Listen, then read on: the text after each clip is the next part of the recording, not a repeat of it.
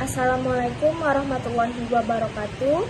Baiklah, kami dari kelompok 6 akan menyampaikan materi anatomi fisiologi manusia mengenai sistem muskuloskeletal. Baiklah, sebelumnya kami mengucapkan terima kasih kepada Ibu Apoteker Mira Febriana Magister Sains selaku dosen pengampu pada mata kuliah Anatomi Fisiologi Manusia 2. Kami akan memperkenalkan diri. Perkenalkan, saya Yunita Azura dan teman saya Firman Riawan, Hanifah Fania Asaf, Mega Mawarsari, Nurhaliza Afni, Putri Nurul Iza, Tasya Deriska, dan Fiani Azira. Baiklah, untuk materi pertama yang akan disampaikan oleh Firman, kepada Firman dipersilakan. Baik, terima kasih kepada moderator. Selanjutnya saya akan menjelaskan tentang definisi apa itu muskokeletal. Muskokeletal terdiri dari kata muskolo yang berarti otot dan kata skeletal yang berarti tulang. Muskulo atau muskular adalah jaringan otot-otot tubuh. Selanjutnya tentang otot. Otot disebut juga alat gerak aktif karena mampu berkontraksi sehingga mampu menggerakkan tulang. Semua sel-sel otot mempunyai kekhususan yaitu untuk berkontraksi. Gabungan otot terdiri dari satu, fascia adalah jaringan yang membungkus dan mengikat jaringan lunak. Yang kedua, ventricle atau disebut juga dengan empal merupakan bagian tengah yang menggembung. Yang ketiga yaitu tendon, disebut juga dengan urat otot, yaitu kedua ujung yang mengecil tersusun dari jaringan ikat dan bersifat liat. Tendon ini dibedakan menjadi dua, yaitu origon dan inersio. Assalamualaikum warahmatullahi wabarakatuh. Perkenalkan, nama saya Hanifah Fania Asaf. Saya di sini akan menjelaskan tentang fungsi dan ciri-ciri dari sistem otot, yang dimana sistem otot tersebut telah dijelaskan oleh kawan saya sebelumnya. Baik, di sini ada fungsi dari sistem otot. Nah, sistem otot tersebut itu memiliki 3 fungsi. Yang pertama ada pergerakan, yang kedua adalah penopang tubuh dan mempertahankan postur, dan yang terakhir itu adalah produksi panas.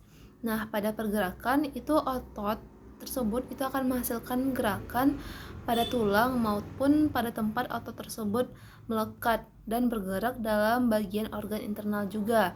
Nah, seperti contoh di wajah kita ini memiliki berbagai macam otot ataupun terdapat otot di berbagai tempat di wajah kita. Nah, jadi otot tersebut dapat membantu kita dalam aktivitas sehari-hari kita seperti saat kita berbicara ataupun saat kita memakan. Habis itu selanjutnya itu adalah penopang tubuh dan mempertahankan postur. Nah, jadi otot itu dapat menopang rangka dan mempertahankan tubuh pada saat kita tuh berada di posisi berdiri ataupun saat duduk terhadap gaya gravitasi. Dimana dia tuh mempertahankan postur tubuh kita pada saat terdapatnya gaya gravitasi, yang dimana seperti contoh adalah di tangan kita saat kita mengangkat ataupun menegakkan tangan kita seperti ini, maka otot tersebut berfungsi untuk mempertahankan postur tangan ini untuk dapat menetap pada posisinya. Nah, pada saat tidak adanya otot ataupun otot tersebut tidak digunakan, maka dia tuh posturnya tuh bakal seperti ini. Jadi dia tidak bakal bekerja ataupun jadi tidak tegap posturnya. Nah, selanjutnya itu adalah produksi panas. Nah, jadi kan otot tersebut kan bakal bergerak kan ya, dapat menghasilkan gerakan, yang dimana otot tersebut juga dapat terjadinya kontraksi. Nah, kontraksi otot-otot inilah yang dimana akan menghasilkan panas, yang dimana panas ini juga dapat berfungsi untuk mengatur dari suhu tubuh kita. Nah, selanjutnya itu adalah ciri-ciri dari sistem otot. Nah, otot ini dapat memanjang ataupun memendak, itu tergantung kepada kondisinya. Nah, saat otot tersebut dalam kondisi dapat berkontraksi atau sedang berkontraksi, otot tersebut dapat memendek, sedangkan pada saat kita berelaksasi atau tidak digunakannya otot, maka otot tersebut dapat memanjang. Nah, jadi dari kedua kontraksi ataupun relaksasi tersebut terdapat juga 3 karakteristik dari dua penjelasan tersebut, yaitu karakteristik dari otot. Yang pertama adalah kontraksitilitas, yang dimana serabut otot itu dapat berkontraksi dan menegang, yang dimana mengakibatkan otot menjadi lebih pendek dari ukuran semula. Nah, yang kedua itu adalah ekstensibilitas, yaitu ketika serabut otot memiliki kemampuan untuk menegang lebih panjang pada saat otot rileks, ataupun otot tersebut dapat memanjang pada saat dia tuh rileks.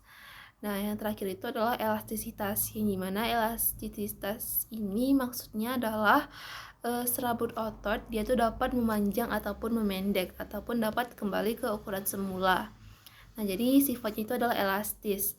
Jadi dapat disimpulkan pada kontraksilitas itu berhubungan pada mekanisme kontraksi dari otot, sedangkan ekstensibilitas itu berhubungan dengan mekanisme relaksasi dari otot tersebut. Nah, selanjutnya masuk ke dalam jenis-jenis dari otot. Nah, yang pertama itu adalah otot rangka, atau dapat juga kita sebut sebagai otot lurik, di mana otot rangka ataupun otot lurik ini dia tuh bekerja secara sadar atas perintah dari otak, dan juga dia tuh melekat pada rangka. Seperti contoh itu adalah pada otot paha, otot betis, dan juga otot dada, yang dimana itu kontraksi dari otot tersebut sangat cepat dan juga kuat. Nah, ciri-ciri lain ataupun penjelasan secara mikroskopis dari otot tersebut adalah yaitu memiliki bentuk sel yang panjang seperti benang ataupun filamen, yang dimana setiap serabut dari otot ini memiliki banyak inti yang terletak di tepi-tepi dan tersusun di bagian perifernya. Nah, terus serabut otot ini memiliki morfologi yang sangat panjang sampai 30 cm, yang dimana berbentuk silindris dengan lebar kisaran antara 10 mikron sampai 100 mikron. Dapat dilihat pada gambar, itu merupakan penggambaran dari otot lurik ataupun otot rangka. Baik, untuk materi selanjutnya itu akan disampaikan oleh teman saya. Kepada teman saya dipersilakan. Baiklah, di sini selanjutnya saya akan menjelaskan materi dari jenis otot, yaitu otot polos. Sebelumnya, perkenalkan, nama saya Mega Mawarsari dengan NIM 2201170.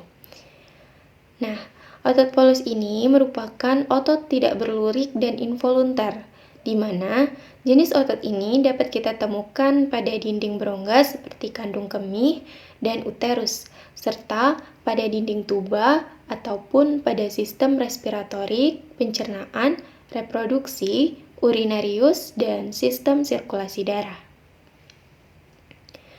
Selanjutnya itu, ada dua kategori otot polos berdasarkan cara serabut otot distimulasi untuk berkontraksi. Yang pertama itu ada otot polos unit ganda yang ditemukan pada dinding pembuluh darah besar.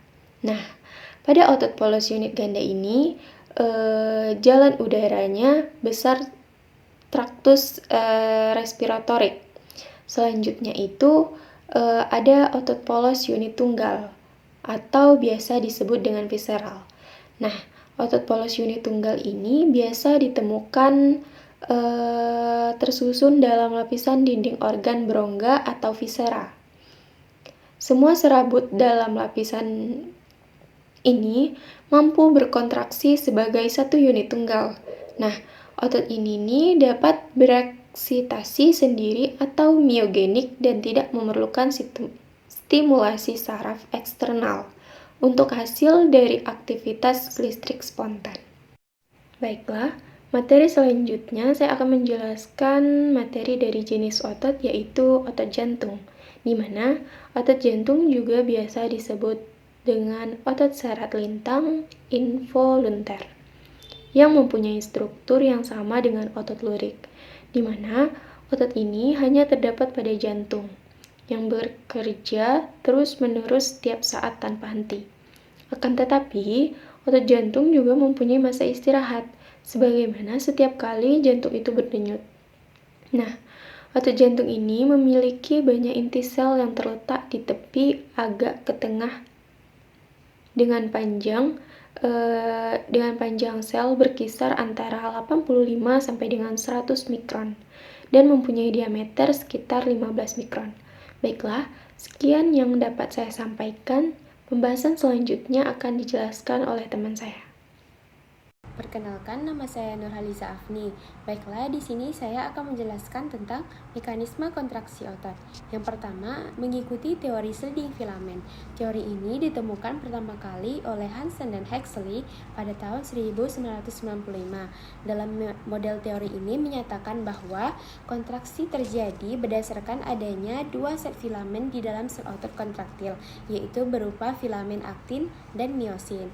Yang kedua, berdasarkan dua set filamen berupa filamen aktin dan miosin, di mana aktin merupakan penebalan serat otot, sedangkan miosin penipisan serat otot. Ketika otot berkontraksi, aktin dan miosin akan saling bertautan dan bekerja sama untuk mengatur kontraksi dan relaksasi kerja otot.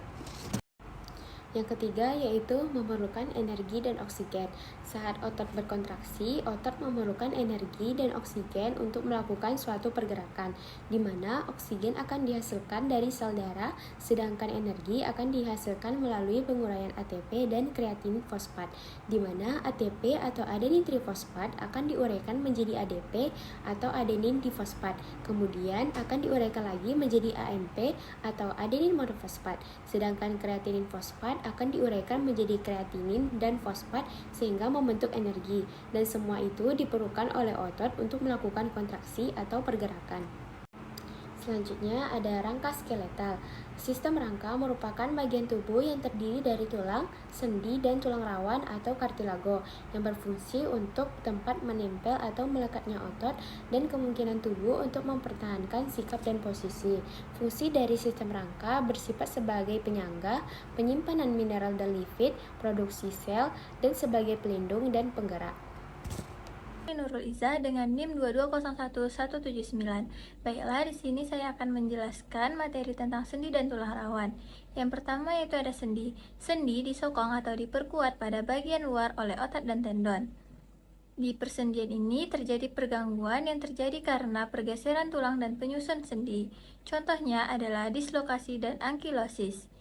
Dislokasi merupakan gangguan persendian yang disebabkan oleh perubahan kedudukan ligamen. Sedangkan ankilosis merupakan gangguan persendian yang dapat disebabkan oleh pembengkakan kantung synovial atau jaringan ikat pembungkus sendi. Ankilosis juga disebabkan oleh akumulasi asam urat. Selanjutnya itu ada tulang rawan, yang mana tulang rawan atau disebut dengan L-cartilago atau tulang muda merupakan jaringan ikat penahan berat yang relatif padat, tetapi tidak sekuat tulang. Di sini tulang rawan terbagi menjadi 3 jenis utama, yaitu tulang rawan hialin, tulang rawan fibrosa, dan tulang rawan elastis. Tulang rawan hialin terdiri atas serabut kolagen dan ulet berwarna putih kebiru-biruan. Lalu ada tulang rawan fibrosa, terbentuk oleh berkas-berkas serabut dengan tulang rawan tersusun di antara berkas serabut itu. Lalu ada tulang rawan elastis, sering disebut tulang rawan elastik kuning. Selanjutnya di sini ada gambar mengenai tulang rawan. Gambar yang pertama itu jaringan tulang rawan hialin, di mana tulang rawan hialin ini dapat bertugas sebagai penyangga sementara untuk mendukung jaringan lainnya sampai terbentuk tulang. Lalu ada yang kedua tulang rawan fibrosa, di mana tulang rawan fibrosa ini terdiri atas pengelompokan yang terdiri dalam rongga dari cawan-cawan tulang, seperti asetobulum atau cawan dari tulang panggul dan rongga dari glenoid dari scapula. Juga membentuk tulang rawan interartikuler seperti pada tulang rawan seminular pada lutut, tulang penghubung pada diskus interfebrionalis tulang belakang, dan bantalan tulang rawan pada simfitis pubis. Lalu gambar ketiga ada tulang rawan elastis. Tulang rawan ini bersifat fleksibel dan elastis. Sel-sel sama dengan sel-sel tulang rawan hialin, dapat terdiri sendiri atau berkelompok. Terdapat pada daun telinga, epiglotis, dan tabung eustachius atau faringolimpatik. Bila ditekan atau dibengkokkan terasa lentur dan akan kembali sebentuk semula. Sekian yang dapat saya sampaikan. Wassalamualaikum warahmatullahi wabarakatuh. Baiklah, selanjutnya masuk ke pertumbuhan tulang rawan. Dalam perluasan pusat kondrifikasi, pertumbuhan terjadi melalui dua mekanisme yang berbeda, yaitu pertumbuhan interstitial dan pertumbuhan oposisional. Pertumbuhan interstitial ini pada saat kondrosit mudah telah terbenam di dalam matriks tulang rawan. Sel tersebut tetap dapat membelah, kemudian masing-masing sel anak menghasilkan matriks yang mengakibatkan matriks tulang rawan secara keseluruhannya mengembang dari dalam. Pengembangan tulang rawan melalui pembentukan sel-sel dan matriks dari dalam disebut sebagai pertumbuhan interstisial. Pertumbuhan aposisional ini adalah bertambahnya diameter tulang dengan bertambahnya jaringan tulang pada permukaan tulang. Mekanisme pertumbuhan ini bergantung pada pembentukan kondroblast, penghasil matriks baru pada permukaan tulang rawan. Pada bagian F ada tulang. Seperti jaringan ikat lain, tulang terdiri dari sel-sel, serabut-serabut, dan matriks. Tulang dapat dibedakan menjadi dua tulang, yaitu tulang kompakta dan tulang spongiosa. Menurut klasifikasi, berdasarkan bentuk tulang, dibedakan menjadi 4, yaitu yang pertama tulang panjang, tulang irregular, tulang sesamoid, tulang pendek, dan tulang pipih.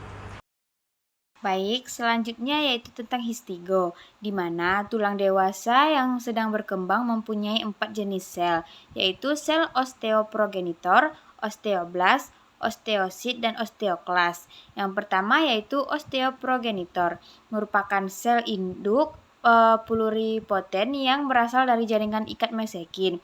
Sel-sel ini terletak di lapisan dalam jaringan ikat periosteum dan dilapisi endosteum dalam melapisi rongga sumsum osteon. Fungsi dari periosteum dan endosteum ini adalah nutrisi tulang dan memberikan suplai bagi osteoblast untuk pertumbuhan. Selanjutnya yaitu osteoblast, berada di permukaan tulang. Fungsi osteoblast ini adalah menyintesis, menyekresi, dan mengendapkan osteoid, komponen organik matriks tulang baru. Osteoid ini yaitu matriks tulang yang tidak terklasifikasi dan tidak mengandung mineral. Namun setelah diendapkan, osteoid ini akan cepat mengalami mineralisasi tulang. Selanjutnya yaitu osteosit, merupakan bentuk matang dari osteoblast dan sel utama tulang. Sel ini juga lebih kecil dibandingkan osteoblast. Seperti kondrosit pada tulang rawan, osteosit ini berada dalam matriks tulang yang diproduksi oleh osteoblast. Osteosit berada di dalam lacuna dan berdekatan dengan pembuluh darah. Baik, selanjutnya yaitu tentang histigo, di mana tulang dewasa yang sedang berkembang mempunyai 4 jenis sel, yaitu sel osteoprogenitor, osteoblast, osteosit, dan osteoklas. Yang pertama yaitu osteoprogenitor, merupakan sel induk pluripoten yang berasal dari jaringan ikat mesekin. Sel-sel ini terletak di lapisan dalam jaringan ikat periosteum dan dilapisi endosteum dalam melapisi rongga sumsum osteon. Fungsi dari periosteum dan endosteum ini adalah nutrisi tulang dan memberikan suplai bagi osteoblast untuk pertumbuhan. Selanjutnya yaitu osteoblast, berada di permukaan tulang. Fungsi osteoblast ini adalah menyintesis, menyekresi, dan mengendapkan osteoid, komponen organik matriks tulang baru. Osteoid ini yaitu matriks tulang yang tidak terklasifikasi dan tidak mengandung mineral. Namun setelah diendapkan, osteoid ini akan cepat mengalami mineralisasi tulang. Selanjutnya yaitu osteosit, merupakan bentuk matang dari osteoblast dan sel utama tulang. Sel ini juga lebih kecil dibandingkan osteoblast. Seperti kondrosit pada tulang rawan, osteosit ini berada dalam matriks tulang yang diproduksi oleh osteoblast. Osteosit berada di dalam lacuna dan berdekatan dengan pembuluh darah. Baik, selanjutnya mengenai sifat dinamis tulang. Yang pertama itu ada efek latihan pada tulang. Walaupun tampak keras seperti batu, sebenarnya tulang adalah jaringan yang hidup dan dinamis, yang terus-menerus mengalami proses regenerasi yang dikenal sebagai remodeling. Lalu yang kedua ada efek nutrisi dan hormon pada tulang. Nutrisi dan hormon sangat berkaitan dengan proses remodeling tulang. Berkaitan dengan nutrisi, ternyata asupan kalori merupakan faktor penting dalam memperkuat tulang. Beberapa atlet, khususnya wanita yang terlibat dalam olahraga ketahanan seperti lari atau olahraga di mana kerampingan dianggap ideal seperti menari dan senam, membatasi asupan kalori sementara masih berlatih dan bersaing dengan intensitas yang tinggi. Lalu yang ketiga ada skeleton sebagai cadangan kalsium rangka tersusun atas tulang. Di dalam tulang terdapat berbagai mineral seperti kalsium, kalium, dan natrium. Kalsium atau zat kapur merupakan mineral utama pembentuk tulang. Sebagai cadangan mineral tulang, rangka menyimpan cadangan energi dalam bentuk lemak yang disimpan pada sumsum tulang kuning. Selanjutnya, yang keempat ada penyembuhan patah tulang.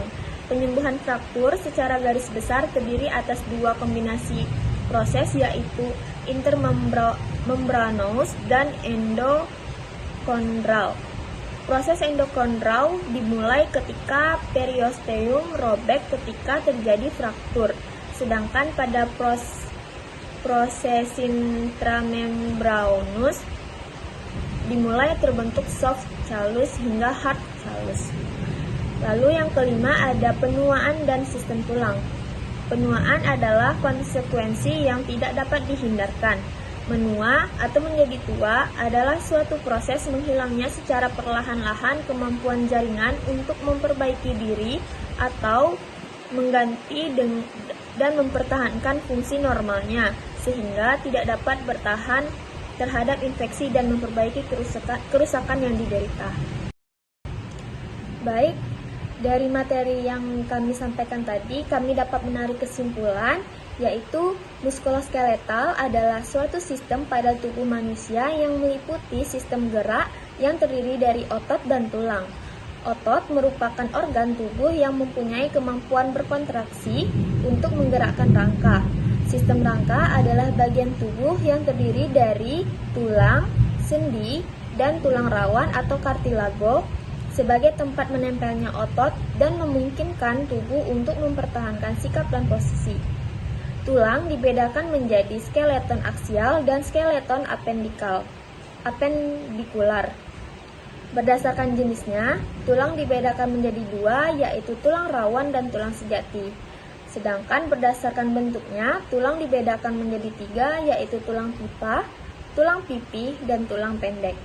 Hubungan antar tulang disebut persendian atau artikulasi. Sendi dibedakan menjadi tiga, yaitu amfiortosis, sinartosis, dan diartosis. Baiklah, inilah materi dari kelompok kami mengenai sistem muskuloskeletal. Kurang dan lebih kami mohon maaf. Wassalamualaikum warahmatullahi wabarakatuh.